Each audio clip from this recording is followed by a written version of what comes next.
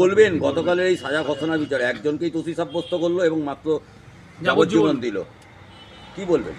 জজের ওপর আমরা পূর্ণ আস্থা রেখেছিলাম, জজ তার আস্থার মর্যাদা রেখেছেন।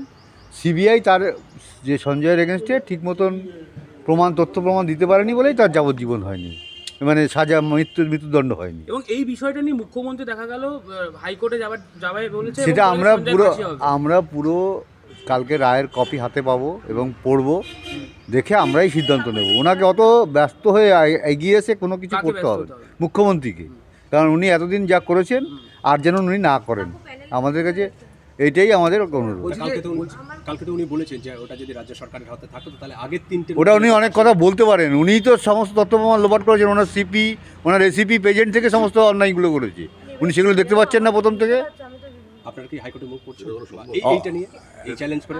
আমরা বললাম তো রায়ের কপি আমাদের কাছে হাতে আসুন, আমরা আগে দেখি বিষয়টা কি জজ বলেছেন, তারপরে আমরা সিদ্ধান্ত নেব। মাটি গাড়া থেকে শুরু করে গুড়া বিভিন্ন জায়গাতে মাটি গাড়ার ভদ্রমহিলার সঙ্গে গতকাল আমার কথা হয়েছে, ওনারা খুব হতাশ এবং 2 মাস দেখবেন, তারপরে উনি নিজেই অনশনে বসবেন বলে কালকে আমাকে বলেছেন।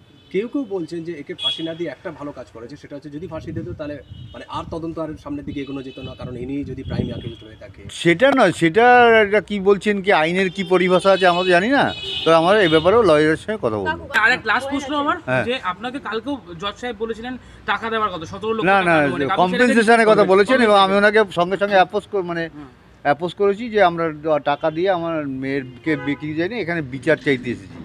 এবং উনি বলেছেন দেখুন বিষয়টা আমার হাত পা বাঁধা আইনের কাছে, যেটা লিখতে হয় আমি সেটা লিখেছি, এটা আপনারা যা করবেন সিদ্ধান্ত। মানে সিবিআই ঠিক মতো সঠিক তথ্য না বলেই কালকে সঞ্জয়ের ফাঁসি হয়নি।